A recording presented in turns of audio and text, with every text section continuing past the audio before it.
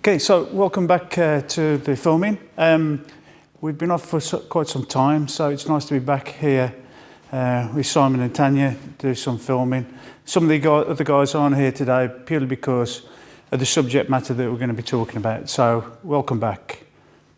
So what we'll be talking about today is basically how would we instruct or conduct a class at different levels.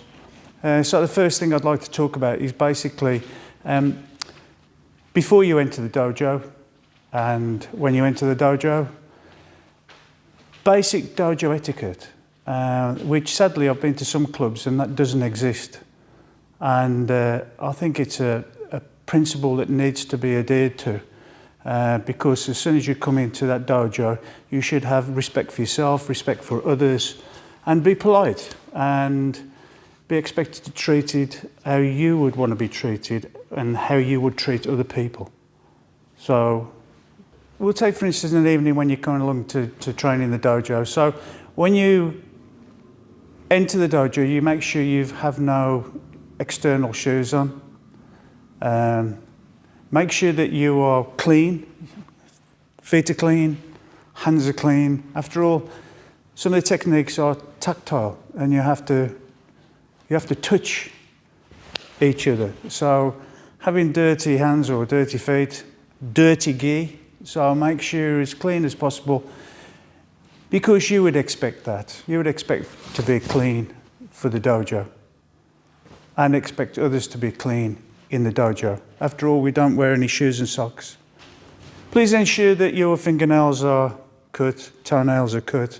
After all, if you punch in, you're doing a keri, then it's quite easy to glance, cut the skin. If your feet are dirty as well, that goes into any cuts. So when you first come in, you make sure you remove your shoes, you come in, you bow, and that bow is basically to everybody that else is in the dojo. Also, sometimes they have a shrine in a dojo, so that's a butsudan or kamidana. So, you know, if they have one, just a short bow. If the instructor's in the room, it's quite good to actually acknowledge them.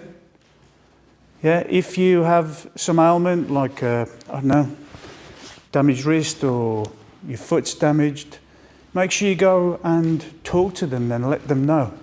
Because if your technique's not quite right, they'll most probably come up and say you need to adjust things.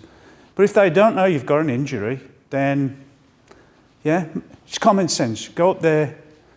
My wrist isn't quite good tonight, Sensei. Can you please accommodate that? So make sure that the instructor knows if you have had an ailment or you've got an injury that you're going through. So you're both in that knowledge, both in that recognition. Okay, so the other thing as well is, and I've done it myself, I've forgotten to take a necklace off.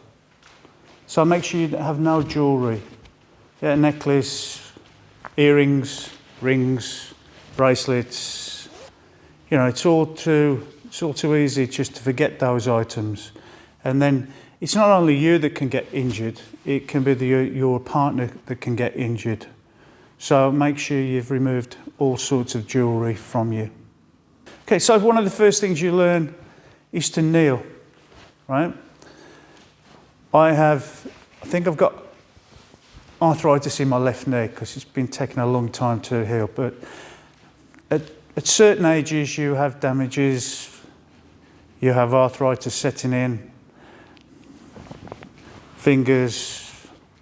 So, yeah, I'm going to bring in one of my students, Simon. So first of all, you pull. Just make sure, just think you've got one of these hacky marks. So you pull and turn your left foot out, pull the gi, bend. You slowly go down on your knee and bring the other one round and to it. So in between here, you should have about 1.5, 2 fists. Yeah, no more than that. Yeah. I'm struggling to go down on this knee. If you have an injury, then obviously still kneel down if you can, but just move your knee. This is how I have to do Rei. Okay, hands here back straight. So, at the back you don't want to be resting on your heels. You want that slight gap. Kamishi, rice paper thickness. Back needs to be straight, shoulders down.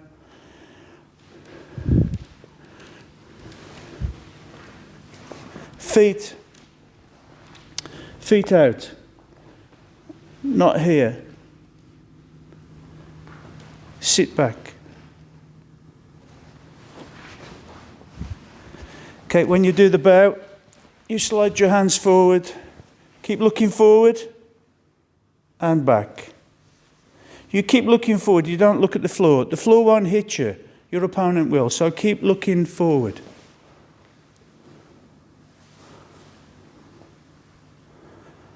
And back. Usually you have Shomen-ni-rei, which is, again, there's usually a photograph of maybe Otsuka there. So you do Shomen-ni-rei. Then you do Sensei-ni-rei. And then Otagai-ni-rei. When you do the Otagai-ni-rei, it's customary to say, onegai shimasu.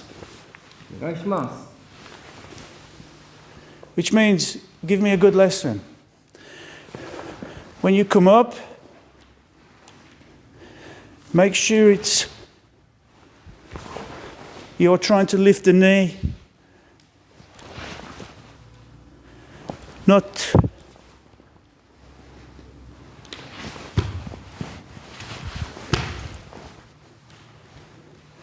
that's disrespectful. So try and make sure when you stand up, grits, try and make it one move. Thank you. Okay, taking Yoi. Since so many take this posture. In wado-ryu, we don't do that. I call it quietly confident. 1, 2. Yeah, 1, 2. 1, 2, and clench fists. Clenching your fists should not be dramatic. After all, if you have an issue somewhere, last thing you want to do is this. Just want to gradually close your fists. The width should be approximately 1 foot. Not 12 inches, just your foot length. Okay, we can demonstrate why this is so. Okay, so if the stance is too wide, just go a little bit wider. Yeah, you can put your hand on the chest and just apply a little bit of pressure. And it doesn't take much to take the balance. If you get correct, Yoi, yeah, then play. You can definitely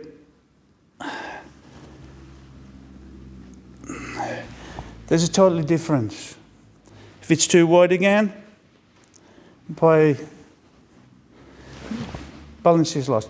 You need to try this with a partner in the dojo. Just find that, okay, too big, correct. So just try that Yoi dachi.